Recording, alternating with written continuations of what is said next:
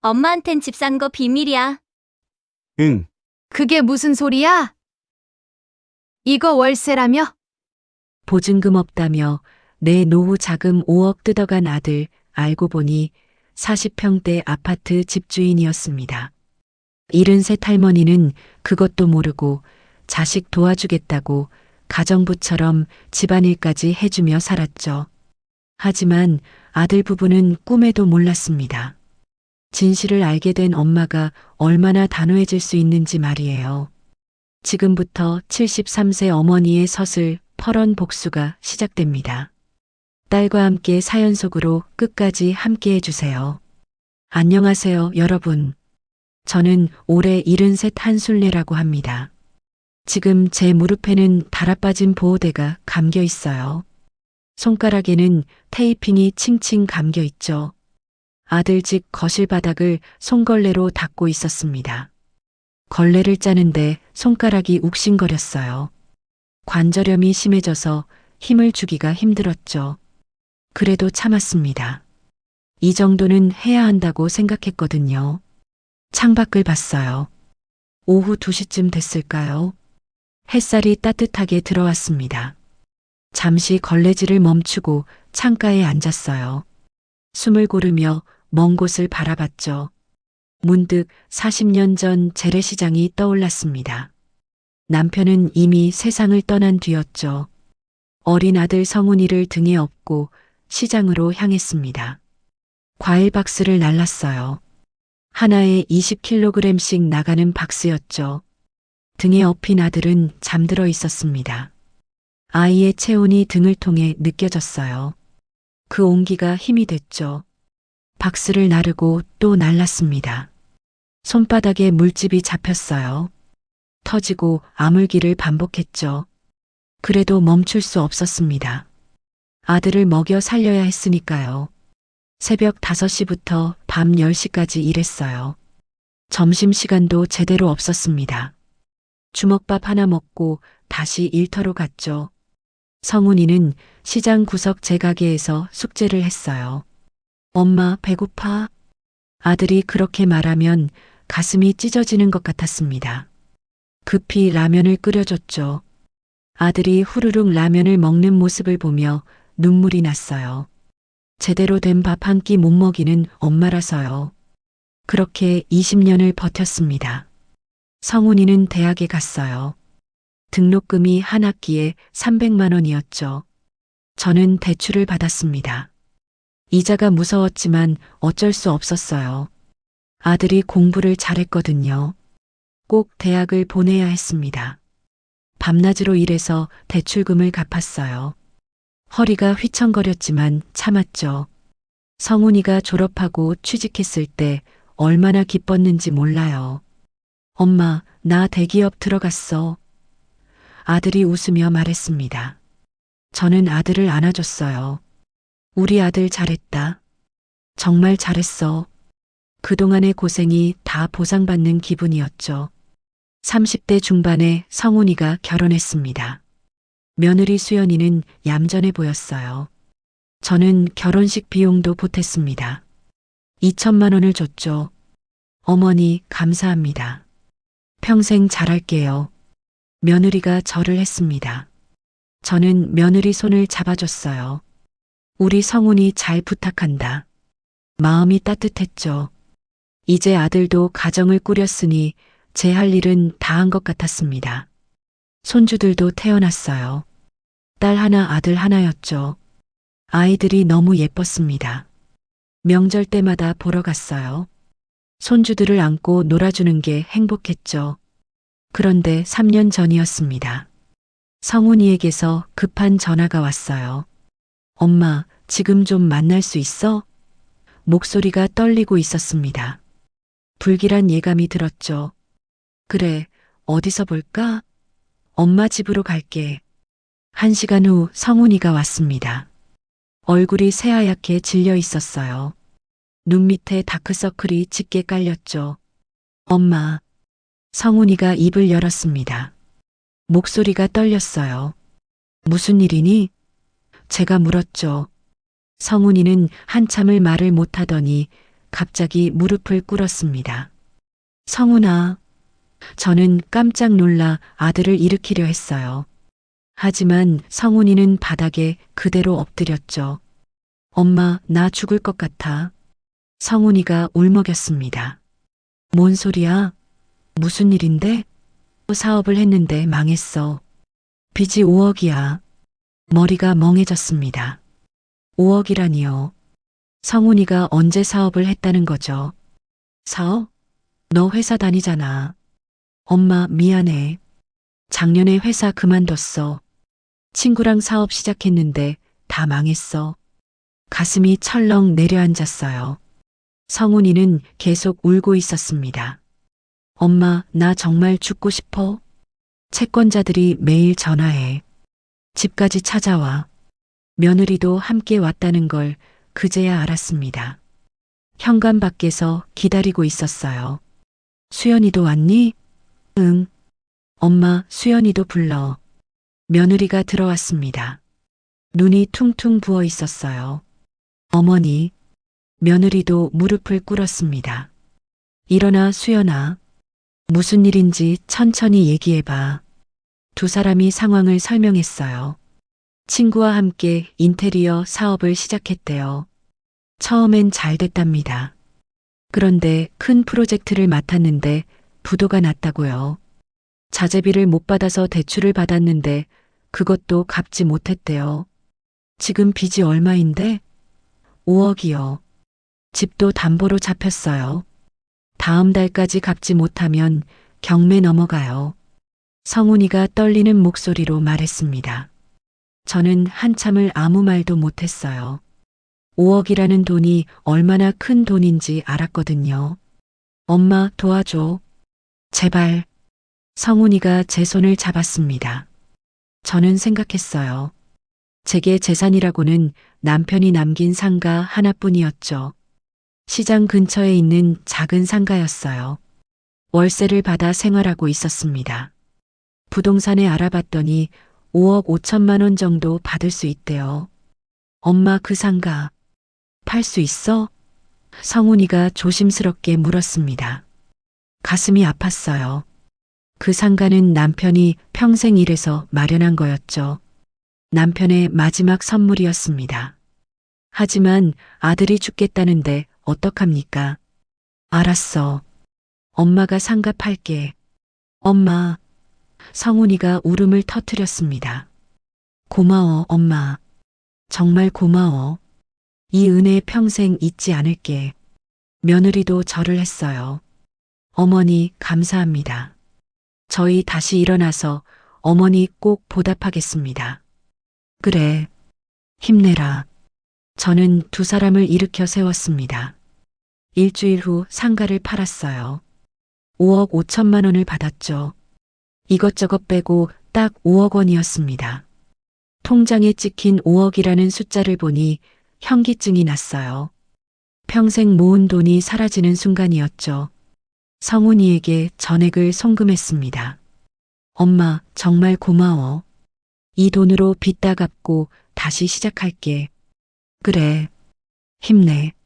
전화를 끊고 나니 허탈했어요. 이제 제게 남은 건 원룸 하나와 노령연금뿐이었습니다. 하지만 후회하지 않았어요. 아들을 살렸으니까요. 1년이 지났습니다. 성훈이에게서 전화가 왔어요. 엄마, 잘 지내? 응, 잘 지내지. 엄마, 사업은 결국 안 됐어. 가슴이 철렁했습니다. 뭐? 엄마가 준 돈으로 빚은 다 갚았는데 사업 재기는 못했어. 미안해. 그래, 괜찮아. 건강하게만 살아라. 근데 엄마, 남은 돈으로 겨우 월세 아파트 하나 구했어요. 월세? 네. 보증금 5천만 원에 월세 100만 원짜리예요. 빠듯하지만 어떡하겠어요. 그래. 알았어. 엄마, 같이 살아요. 순간 귀를 의심했습니다. 뭐라고? 엄마 혼자 계시는 것도 위험하잖아요.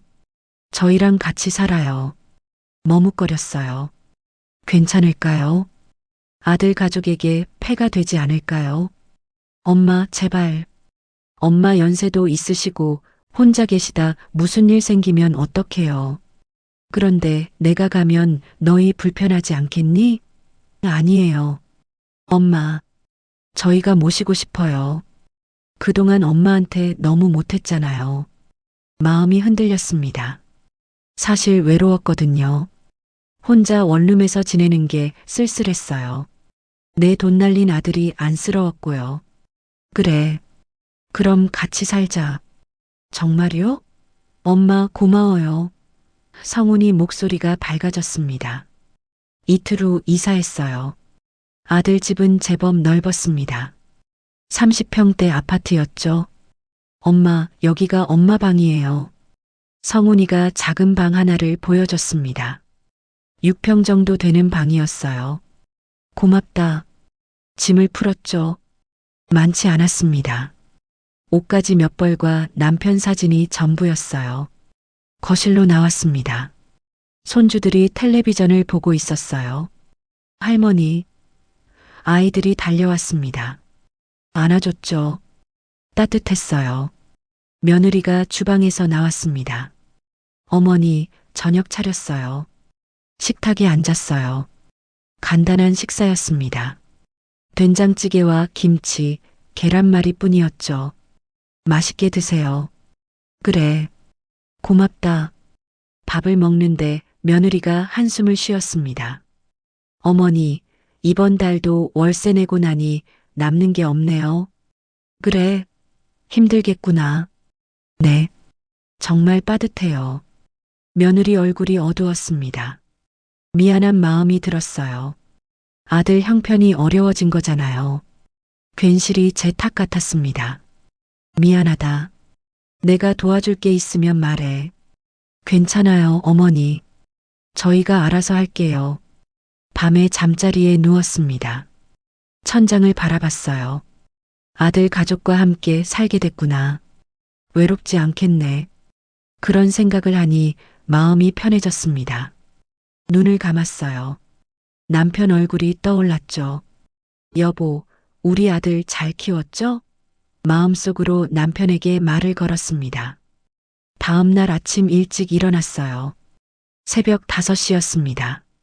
평생 그 시간에 일어났던 습관이 남아 있었죠. 주방으로 갔습니다. 아침 준비를 시작했어요. 밥을 짓고 국을 끓였죠. 손주들 도시락도 쌌습니다. 6시 반쯤 며느리가 일어났어요. 어머니, 벌써 일어나셨어요? 응. 습관이 돼서 일찍 일어나. 아침까지 준비하셨네요. 감사해요. 아니야. 당연한 거지. 가족들이 하나둘 일어났습니다. 식탁에 둘러앉아 아침을 먹었어요. 할머니 밥 맛있어요. 손주가 말했습니다. 기분이 좋았죠. 아침 식사 후 설거지를 했어요. 며느리가 출근 준비를 했습니다. 어머니, 저 출근할게요. 그래. 조심해서 다녀와. 성훈이도 나갔죠. 손주들도 학교에 갔습니다. 집에 혼자 남았어요. 청소를 시작했습니다. 거실 바닥부터 닦았죠. 걸레를 들고 바닥을 닦는데 무릎이 아팠어요. 하지만 참았습니다. 이 정도는 해야죠. 5억을 날린 아들 때문에 며느리한테 미안하니까요. 내가 집안일이라도 열심히 해야 한다고 생각했어요. 빨래도 했습니다. 세탁기를 돌리고 널었죠. 점심때가 됐어요.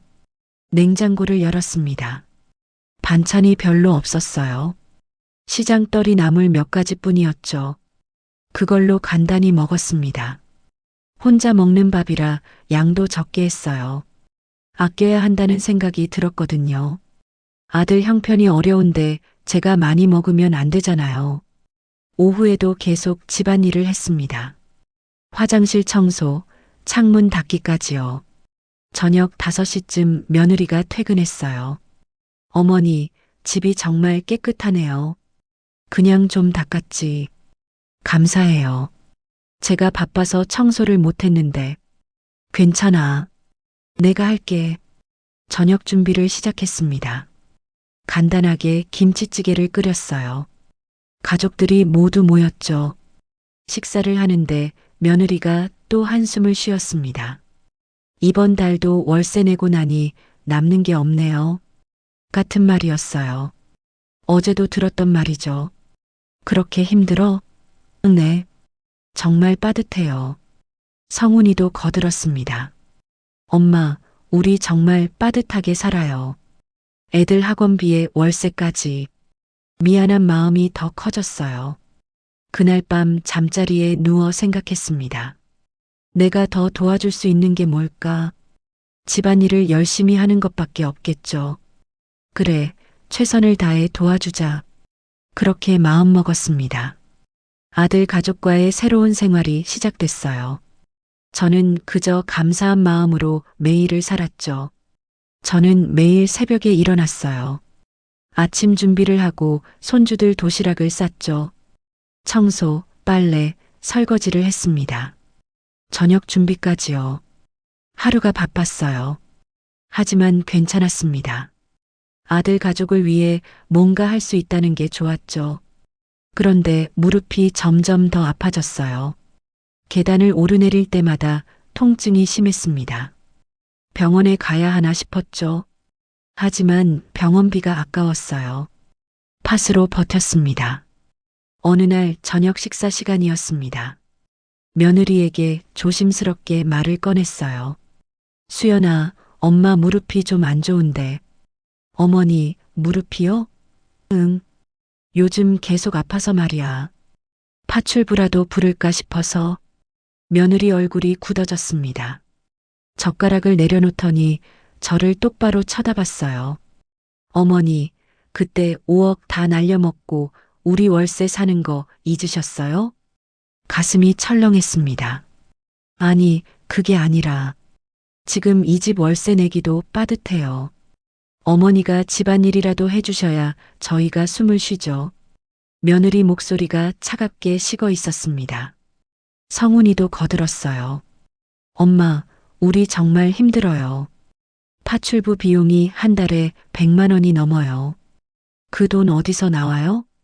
미안해. 내가 잘못 생각했어.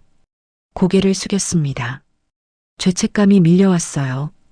맞아요. 아들 형편이 어려워졌는데 나라도 도와야죠. 집안일이라도 열심히 해야 합니다. 앞으로 더 열심히 할게. 네. 부탁드려요, 어머니. 그날 밤 방에 들어와 무릎을 주물렀어요. 파스를 붙였습니다. 아팠지만 참아야죠. 며느리 말이 맞아요. 제가 할 수 있는 건 집안일 뿐이에요. 이틀 후였습니다. 우체통에서 편지를 가져왔어요. 국민연금공단에서 온 거였죠. 연금 통지서였습니다. 열어봤어요. 이번 달부터 인상돼서 60만 원씩 나온대요. 기뻤습니다. 며느리에게 말했어요. 수연아, 엄마 연금 인상되었대. 정말요? 그럼 얼마나 나와요? 60만 원이래. 며느리 눈빛이 반짝였습니다. 어머니, 그 연금 저희 월세에 보태주시면 안 될까요? 어머, 어머니도 여기서 사시잖아요. 생활비 좀 보태주셔야 하지 않을까요? 할 말이 없었어요. 맞는 말 같았습니다. 같이 사는데 생활비를 안 내는 것도 미안한 일이죠. 그래, 알았어. 감사해요, 어머니. 며느리가 손을 내밀었습니다. 그럼 통장 카드 주세요. 제가 관리할게요. 내가 직접 줄게. 아니에요. 어머니 깜빡하실 수도 있잖아요. 제가 자동이체 해놓을게요. 거절할 수가 없었어요. 통장 카드를 건넸습니다. 며느리가 가방에 넣더군요. 어머니 용돈은 한 달에 10만 원 드릴게요. 그래. 60만 원 중에 10만 원만 제가 쓰는 거였습니다. 50만 원은 월세에 보태지는 거죠. 할 수 없었어요. 그날 밤 잠이 오지 않았습니다. 이게 맞는 건가 싶었죠. 하지만 제가 뭐라 할 수 있나요? 아들 돈 날린 게 결국 제 탓인데요. 일주일이 지났습니다. 시장 친구 명자 언니한테서 전화가 왔어요. 술래야, 요즘 어떻게 지내? 응, 잘 지내. 아들네 집에서 산다며? 좋겠다. 그래, 괜찮아. 우리 점심이나 같이 먹을까? 오랜만에. 마음이 흔들렸습니다. 명자 언니를 만나고 싶었어요. 시장 이야기도 듣고 싶었죠. 그래, 좋아. 언제? 내일 어때? 좋아. 전화를 끊고 기분이 좋아졌습니다. 다음 날 아침 며느리에게 말했어요. 수연아, 엄마 오늘 친구 만나고 올게. 며느리 얼굴이 굳었습니다. 어머니, 밖에 나가시면 무릎 더 안 좋아지세요. 괜찮아. 조금만 나갔다 올게. 집에서 쉬시는 게 보약이에요. 어머니, 그래도 친구 만나고 싶어서. 어머니, 제발 좀 집에 계세요. 무릎 다치시면 병원비 누가 내요? 며느리 목소리가 높아졌습니다. 할 말이 없었어요. 맞는 말 같았죠. 무릎이 안 좋은데 나가면 더 아플 수도 있어요. 병원비는 또 누가 내겠어요. 알았어. 안 나갈게. 명자 언니한테 전화했습니다. 언니 미안한데 오늘 못 나갈 것 같아. 왜? 무슨 일 있어? 아니야. 그냥 컨디션이 안 좋아서. 그래. 알았어. 다음에 보자.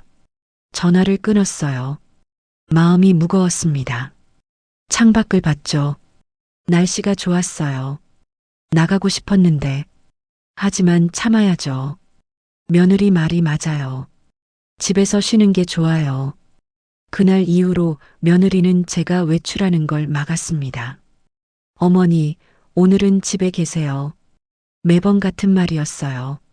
저는 점점 집 안에만 있게 됐습니다. 명자 언니한테서 전화가 몇 번 더 왔어요. 하지만 며느리가 대신 받았습니다. 어머니, 지금 주무세요. 그렇게 말하고 전화를 끊더군요. 누구였어? 제가 물으면 스팸 전화예요라고 대답했죠. 한 달이 더 지났습니다. 저는 완전히 집안에 갇힌 것 같았어요. 친구들 목소리도 못 듣게 됐죠. 외로웠습니다. 하지만 참았어요. 며느리가 저를 생각해서 그러는 거니까요. 어느 날 오후였습니다. 안방 청소를 하고 있었어요. 서랍을 정리하다가 깊숙한 곳에서 서류를 발견했습니다. 꺼내봤어요. 부동산 등기권리증이었습니다. 집주인 이름을 봤죠. 한성훈. 제 아들 이름이었어요. 손이 떨렸습니다. 이게 뭐죠? 월세 산다고 했는데요. 등기권리증이 왜 여기 있어요? 다시 봤습니다. 분명히 한성훈이라고 적혀 있었어요. 심장이 빠르게 뛰었습니다. 이해가 안 됐어요. 월세 집인데 왜 아들 이름으로 된 등기권리증이 있죠? 혹시? 아니에요. 그럴 리 없어요. 뭔가 착각한 거겠죠. 재빨리 사진을 찍었습니다. 핸드폰으로요. 증거를 남겨야 할 것 같았어요. 서류를 다시 서랍 깊숙이 넣었습니다. 거실로 나왔어요. 다리가 후들거렸습니다. 소파에 앉아 사진을 다시 봤죠. 분명히 한성훈이었어요. 머리가 복잡했습니다. 이게 대체 무슨 일이죠? 저녁이 됐습니다. 가족들이 모두 모였어요. 식사를 하는데 집중이 안 됐습니다. 계속 등기권리증 생각만 났어요. 엄마, 밥 안 드세요? 성훈이가 물었습니다. 응, 먹는다.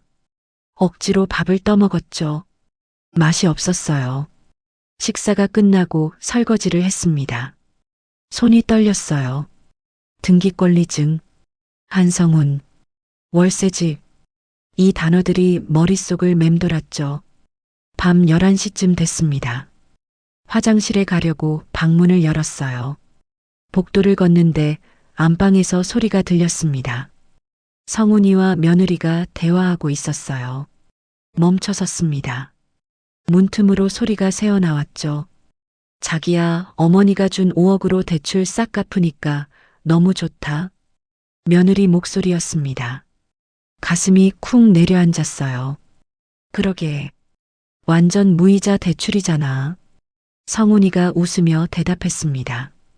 어머니는 그냥 평생 월세 사는 줄 알게도. 맞아. 그래야 미안해서라도 우리한테 더 잘해주시잖아. 하다못해 집안일이라도 신경 써서 해주시겠지. 두 사람이 웃는 소리가 들렸어요. 저는 벽에 기댔습니다. 숨이 막혔죠. 눈물이 흘렀어요. 이게 대체 무슨 소리예요? 월세가 아니라고요? 집이 아들 거라고요?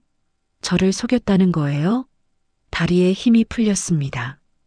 그 자리에 주저앉았어요. 한참을 그렇게 있다가 겨우 일어났습니다. 방으로 돌아왔어요.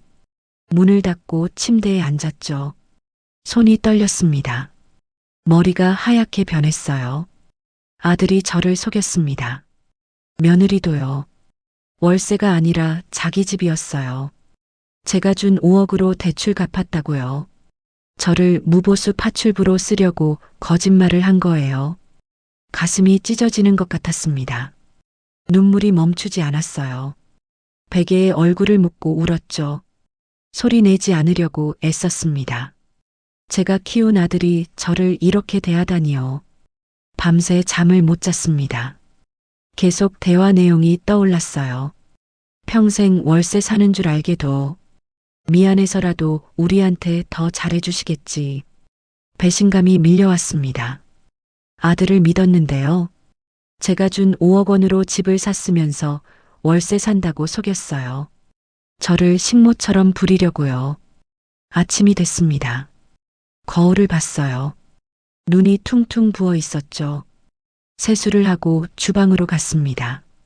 평소처럼 아침 준비를 했어요.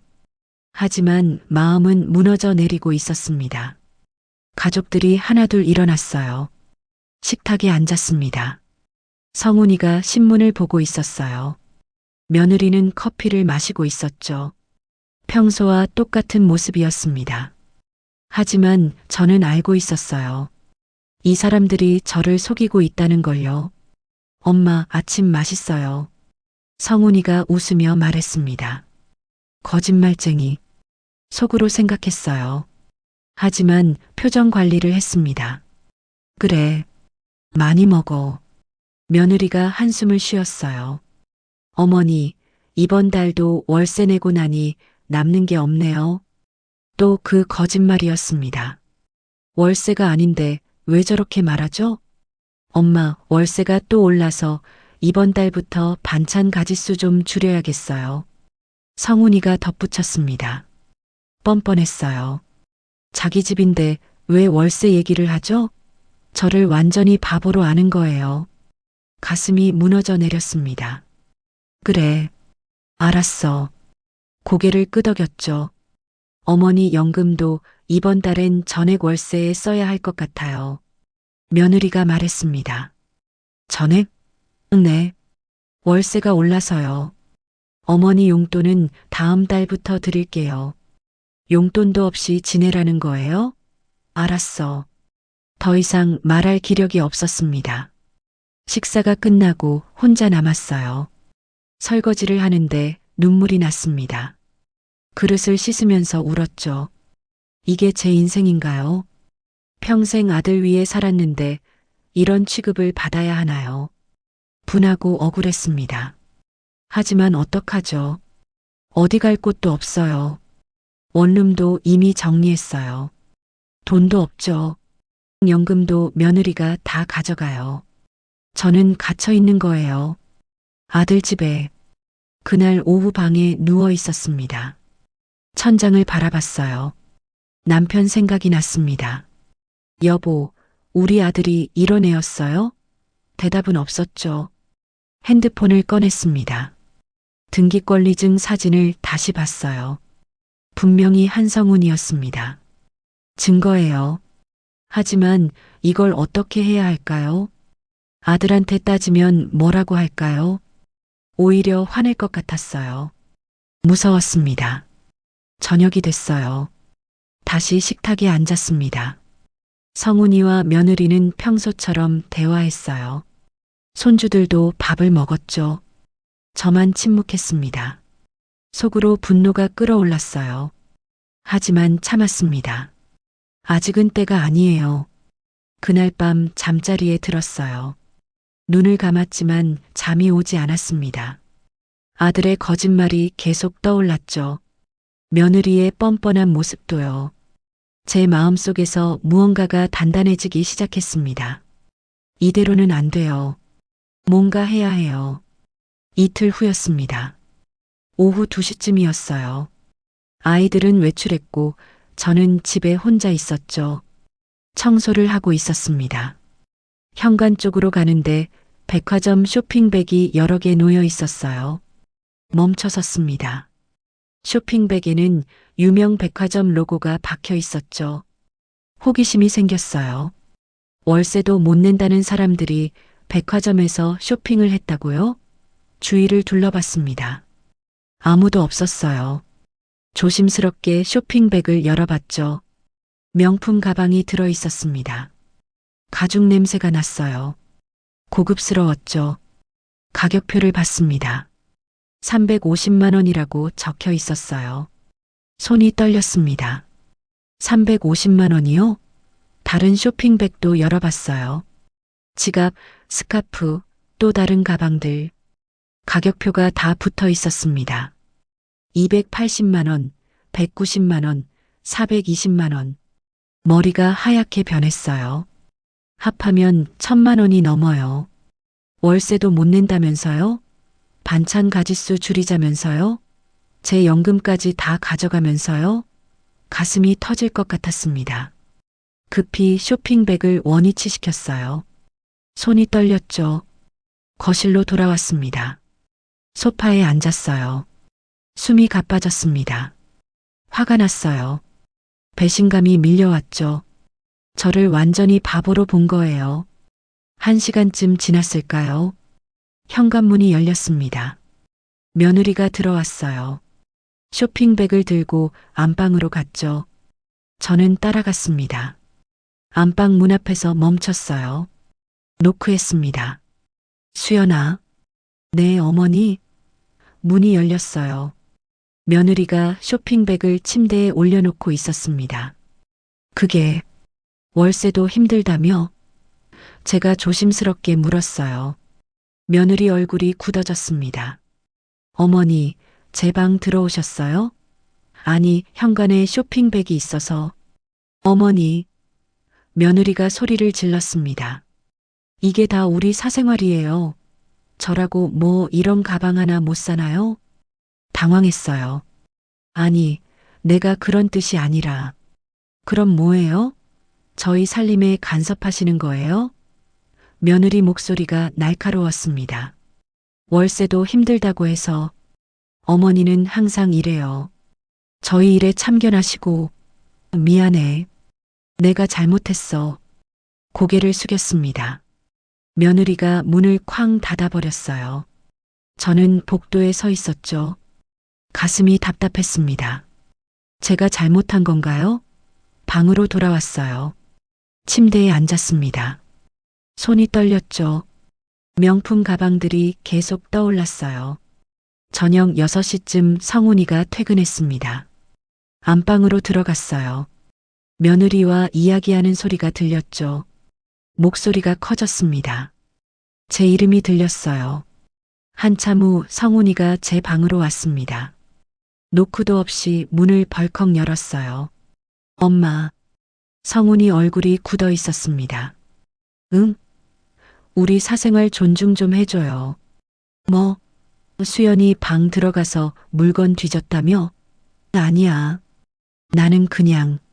엄마는 시장통 사람이라 이런 브랜드 가치도 모르면서 왜 그래요?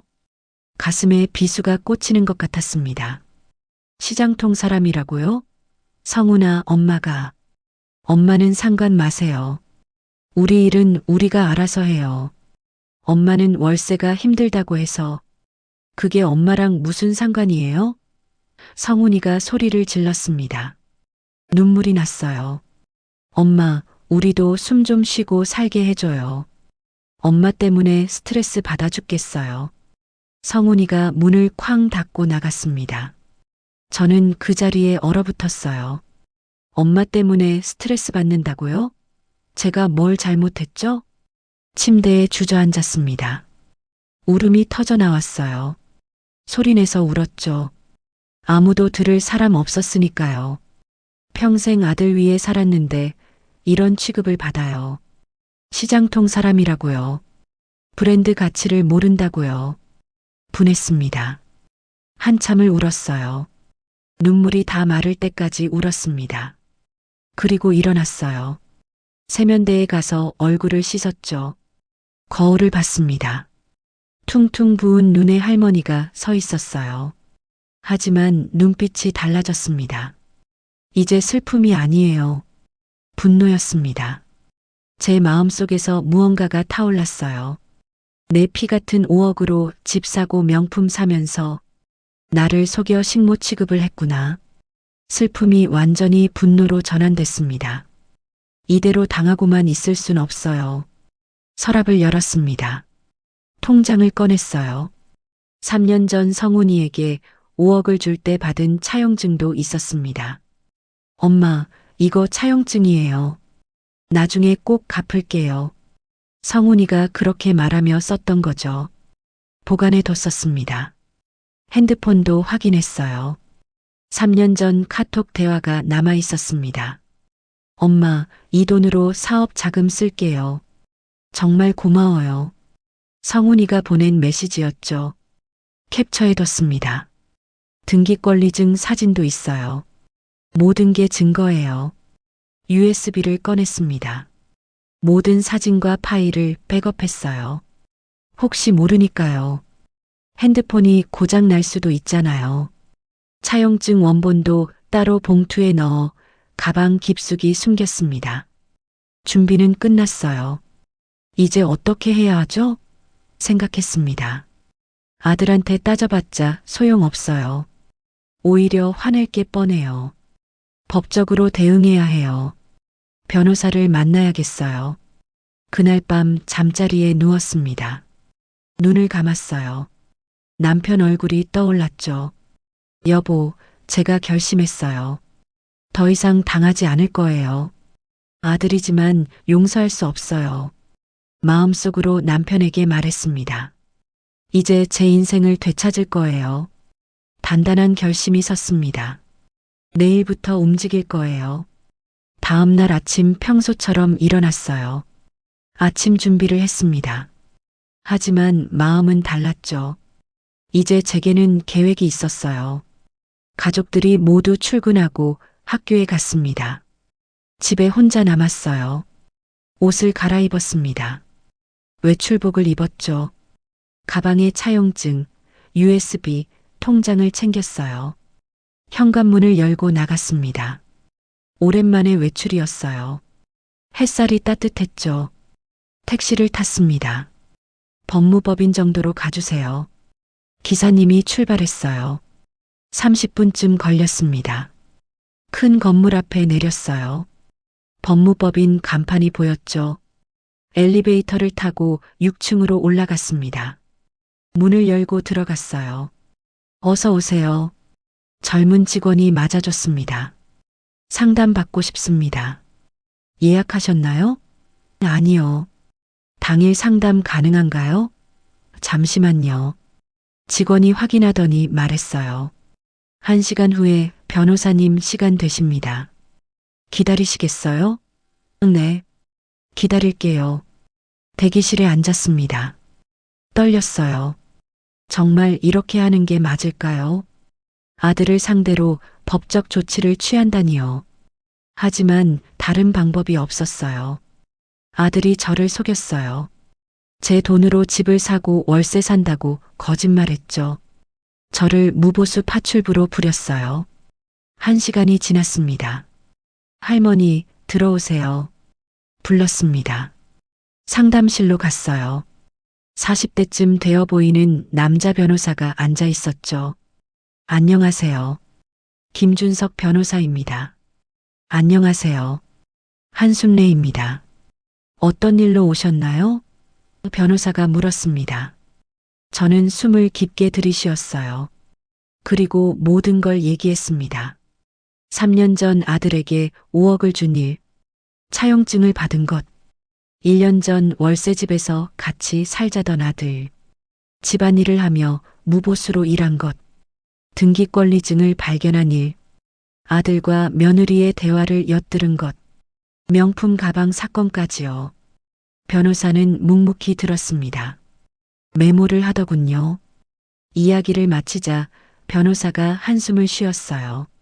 많이 힘드셨겠어요. 네. 증거 가져오셨나요? 네. 여기 있어요. 가방에서 차용증을 꺼냈습니다.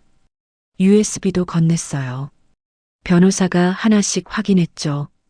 차용증 있으시면 대여금 반환 청구 가능합니다. 정말요? 네. 아드님이 사업 자금으로 쓰겠다고 했는데 실제로는 집을 샀으니 용도 외 사용이에요. 그럼 돌려받을 수 있나요? 법적으로 가능합니다. 부동산 가압류도 신청하시죠. 가압류요? 네. 아드님이 집을 팔아버리지 못하게 묶는 거예요. 소송 중에는 처분 못하게요. 변호사가 설명했습니다. 연금 가져간 것도 청구할 수 있나요? 가능합니다. 통장 거래 내역 있으시죠? 네. 여기요. USB에 다 있었어요. 그럼 3년치 연금과 노동대가까지 청구하시죠. 노동대가요? 네. 내내 집안일 하셨잖아요. 파출부 일당 계산하면 됩니다. 계산기를 두드렸어요. 하루 8만 원, 365일이면 2,910만 원이네요. 연금 36개월 치면 2,160만 원이고요. 원금 5억에 이자까지 하면 대략 6억 원 정도 청구 가능합니다. 6억 원. 엄청난 금액이었어요. 정말 가능한가요? 증거가 충분하십니다. 승소 가능성 높아요. 변호사가 자신 있게 말했습니다. 착수금은 얼마인가요? 200만 원입니다. 알겠습니다. 진행해 주세요. 통장에서 200만 원을 이체했어요. 제게 남은 돈이 많지 않았지만 어쩔 수 없었죠. 일주일 안에 소장 접수하겠습니다. 가압류 신청도 함께 할게요. 감사합니다. 법무법인을 나왔습니다. 다리가 후들거렸어요. 근처 벤치에 앉았습니다. 숨을 고르며 생각했죠. 정말 이렇게 하는 게 맞을까? 하지만 돌이킬 수 없어요. 이미 시작했으니까요. 집으로 돌아가지 않았습니다. 시장 친구 명자 언니한테 전화했어요. 언니 나야. 술래야? 오랜만이다. 어떻게 된 거야? 전화도 안 받고. 미안해, 언니. 사정이 있었어. 무슨 일이야? 언니, 며칠만 신세 좀 져도 될까? 무슨 소리야? 당연하지. 어서 와. 명자 언니 집으로 갔습니다. 언니가 반갑게 맞아줬어요. 술래야, 얼굴이 왜 그래? 많이 힘들었구나. 응. 눈물이 났습니다. 언니가 안아줬어요. 괜찮아. 다 얘기해봐. 모든 걸 털어놨습니다. 아들이 저를 속인 일, 월세가 아니라 자기 집인 것, 명품 가방 산 것, 변호사를 만난 것까지요. 명자 언니는 분노했어요. 그 나쁜 놈, 어떻게 엄마한테 그럴 수가 있어? 언니, 잘했어, 술래야. 법적으로 대응하는 거 잘한 거야. 정말? 당연하지. 당하고만 있으면 안 돼. 언니의 말에 힘이 났습니다. 며칠만 있다가 갈게. 아니야. 필요한 만큼 있어. 걱정 마. 그날 밤 언니 집에서 잤어요. 오랜만에 편안한 잠이었죠. 사흘 후 변호사한테서 연락이 왔습니다. 할머니, 소장 접수했습니다. 가압류 신청도 완료했어요. 감사합니다. 이틀 안에 아드님 집에 통지서 배달될 겁니다. 알겠습니다. 전화를 끊었어요. 이틀 후 아침이었습니다. 성훈이한테서 전화가 왔어요. 받지 않았습니다. 계속 전화가 왔죠. 10번도 넘게요. 문자도 왔습니다. 엄마, 이게 뭐예요? 부동산 가압류 통지서라니? 엄마, 전화 좀 받아요. 오후에 다시 전화가 왔습니다. 이번엔 받았어요. 여보세요. 엄마. 성훈이가 소리를 질렀습니다. 이게 뭐예요? 우리 길바닥에 나앉으라는 거야? 길바닥? 제 목소리는 차갑게 식어 있었어요. 아니, 너희가 그렇게 좋아하던 월세방으로 가는 거지. 엄마, 3년치 낸 연금이랑 일당도 다 청구했으니 법원에서 보자.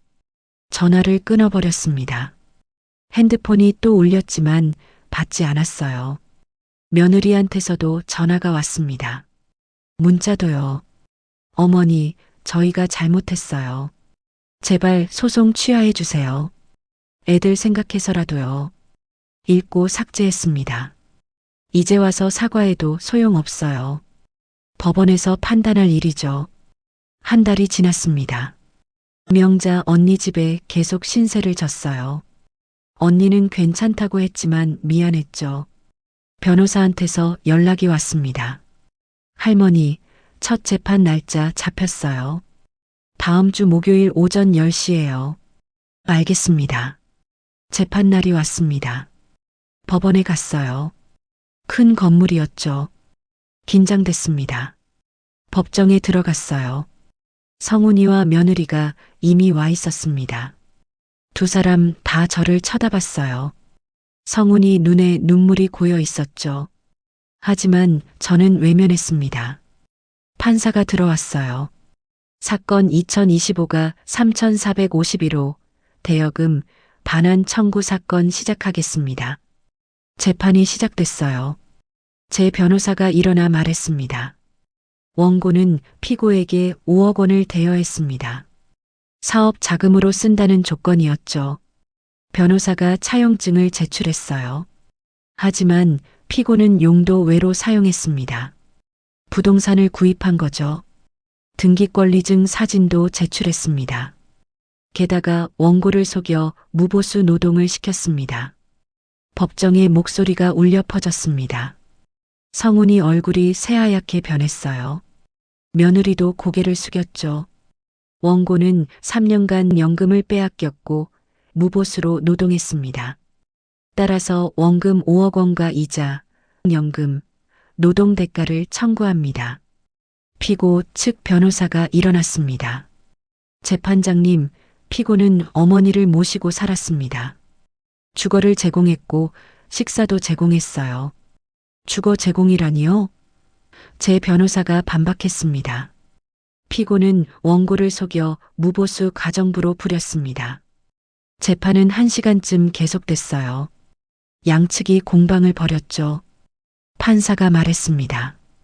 다음 재판은 2달 후입니다. 그때까지 추가 증거 제출하세요. 재판이 끝났습니다. 법정을 나왔어요. 성훈이가 다가왔습니다. 엄마, 제발. 말하지 마. 엄마, 우리가 잘못했어. 용서해줘. 법원에서 판단할 일이야. 돌아서서 걸어갔어요. 뒤에서 성훈이가 부르는 소리가 들렸지만 돌아보지 않았습니다. 2달이 지났어요. 2번째 재판이 있었습니다. 이번엔 증인도 나왔어요. 명자 언니가 증인으로 섰죠. 원고가 얼마나 힘들게 아들을 키웠는지 제가 다 봤습니다. 시장에서 멸치박스 나르며 30년을 일했어요. 언니의 증언이 끝나고 판사가 말했습니다. 판결은 1달 후에 선고하겠습니다. 또 기다려야 했어요. 1달이 지났습니다. 판결 날이 왔죠. 법정에 섰어요. 판사가 입을 열었습니다. 원고 승소. 피고는 원고에게 6억 원을 지급하라. 가슴이 쿵 내려앉았습니다. 이겼어요. 제가 이긴 거예요. 아울러 피고 소유 부동산에 대해 강제 경매를 명한다. 성훈이가 주저앉았습니다. 며느리는 울고 있었어요. 하지만 저는 동정심이 들지 않았습니다. 스스로 한 일이에요. 법정을 나왔어요. 변호사가 악수를 청했습니다. 축하드립니다, 할머니. 감사합니다. 햇살이 눈부셨어요. 오늘 이야기 어떠셨나요? 지금 영상을 보고 계신다면 잘 들었다 댓글 한마디 남겨주세요. 여러분의 댓글은 큰 힘이 됩니다. 구독, 좋아요도 부탁드려요.